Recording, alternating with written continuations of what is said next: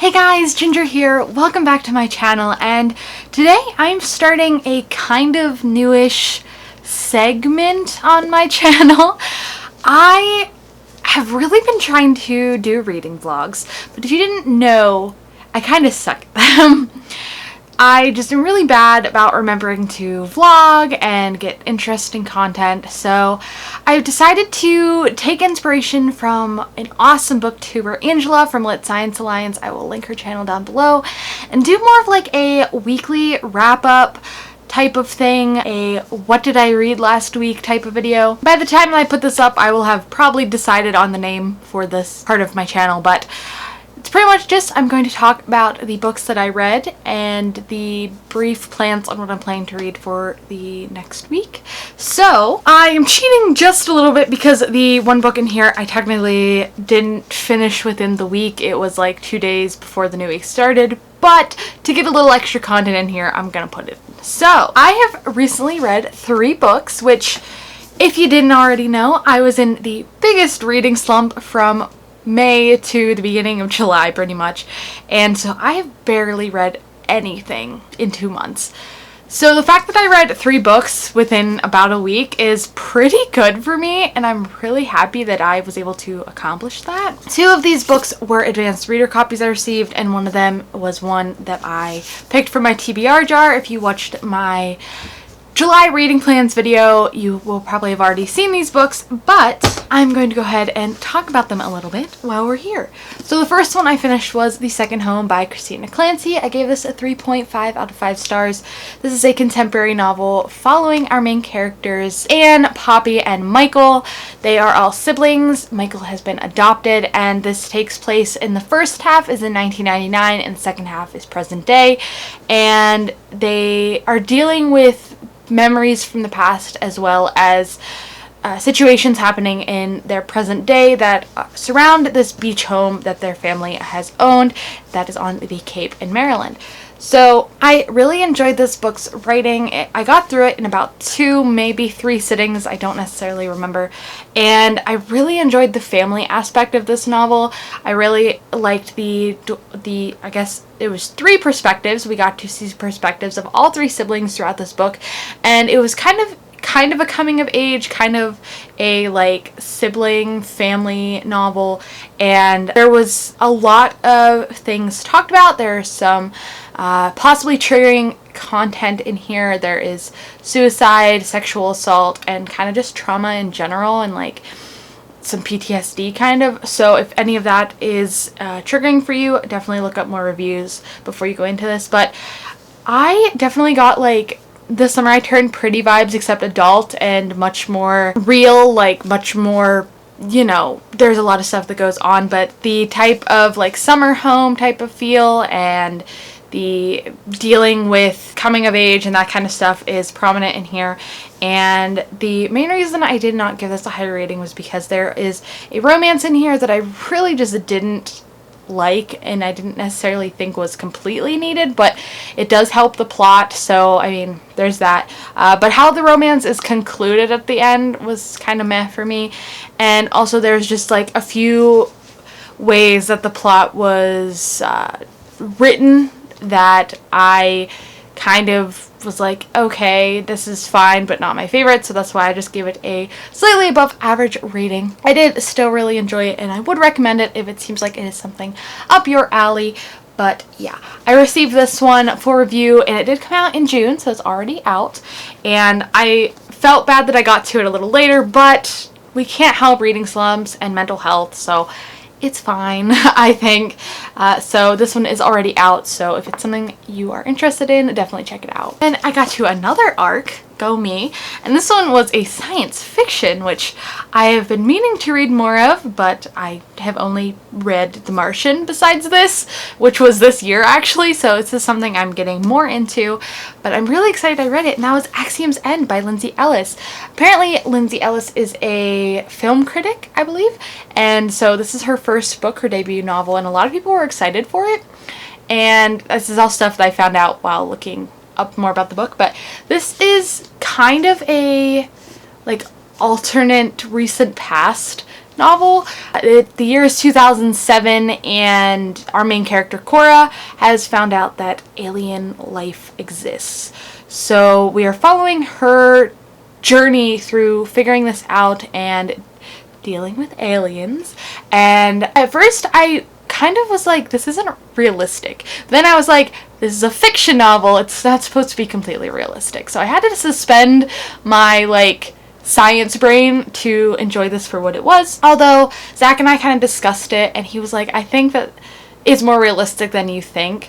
So like I said, this follows our main character, Cora. She is a 21-year-old, so this is more of like a new adult kind of thing, and there is no romance in here, or no real romance in here. This is mostly just a action type of story about figuring out aliens exist and figuring out what they need, what they want, and it was a really fun book. I had a really fun time reading it.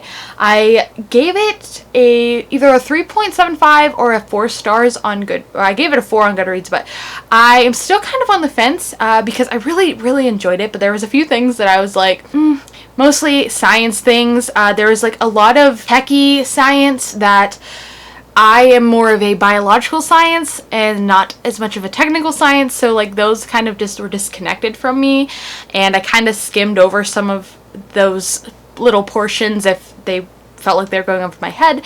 And then there is something that happens at the ending that I am still coming to terms with, that I enjoyed, but I'm also like, Also, I thought there was going to be, you know what, no, it could be a spoiler, so I'm not going to talk about it, but if you like science fiction and you're looking for more to read, I definitely think this one would be really fun. Like I said, it's kind of modern day. I mean, 2007 was a while ago now, but it's still gives off very modern-ish vibes, and I think that it would be really fun for a lot of people who like aliens and modern science fiction stuff. So this one comes out on July 21st, so later this month, and like I said, I definitely would recommend it. It was really enjoyable. I read it very quickly, and it was just really fun. So I'm glad I enjoyed this one, and I'm torn on whether I want to just keep it on my shelves or lend it out to somebody, or I would probably keep it on my shelves because I did enjoy it, but and then the last one that I managed to finish just a little bit ago actually was The Dinner by Herman Koch. And this one I picked up because I used my little TBR jar and I picked out the lowest rated book on my Goodreads, and it was this one. So this is a very short little kind of thrillerish novel that takes place over the course of a single dinner. So the chapters are, or the parts of the story are segmented with appetizer, main course, dessert, and I thought that was really unique. And the pacing of the novel is really good. It is only a 300-page book, and it goes by very quickly, and it is very tense, and I ended up giving it a 3-star because although I really enjoyed, like I said, the pacing and the fact that it was a really intense thriller, the book didn't necessarily leave me feeling it wasn't supposed to make me feel happy, but it wasn't necessarily an enjoyable book. It was I mostly read it so quickly because it was fast paced, and I mostly feel angry thinking about it, and I think that is definitely what the author intended, but I just, with my mental health and everything going on, this maybe isn't the book for me in general, just for me as a person. But I can clearly see why people love it and why people hate it.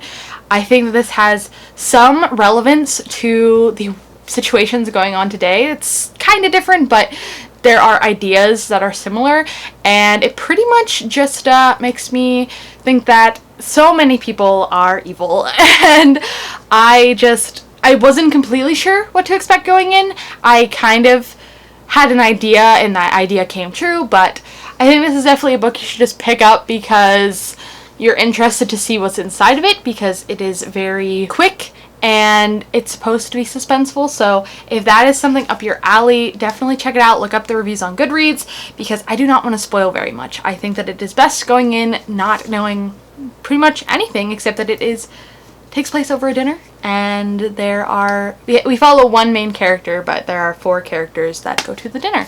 And so I think this was also made into a movie. not really sure. Actually, I do know it was because on Goodreads it shows you that's the movie poster.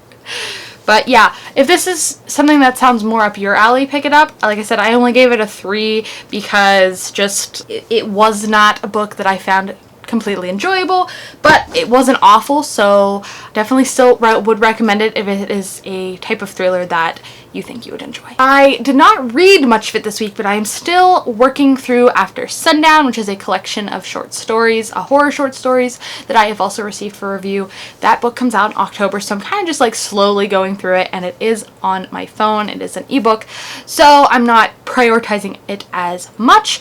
But the biggest thing that I want to get to this coming week and that I want to start today is the Book of Lost Names by Kristen Harmel, and this is a historical fiction that takes place during the World War II era, and it is about our main character, Eva, and she finds a book with lost names in it, and the story surrounding this book unfolds. And that is the biggest, this is like the most I know about it without reading the back, and I really enjoy going into my books without knowing too much, because I just think that it makes you not have a set outline that you're looking for when you're going in. It kind of just lets you explore the book as you go. So this one comes out on the 21st as well of this month, so that's why I want to prioritize it, and it is the next book I'm going to get to. As for what I pick up after this, I guess you'll just have to wait till next week to find out when I tell you guys what I read next week. So, like I said, those are the books that I finished. I hope you guys enjoyed this video. I hope that it is something that you will continue to watch. Make sure to let me know in the comments below if it is, and how I could maybe do it differently or better, or whatever exactly you're looking for. So, I am excited to start making videos again, even though my creative juices are pretty lacking right now. I have been trying to brainstorm a lot and find ideas that I like as well that I think that you guys would like. So hopefully we will have lots of good content and exciting stuff and lots of books read. So thank you guys so much for watching. Make sure to give this video a like if you liked it, subscribe if you want to see more, and I will see you all in my next video. Bye!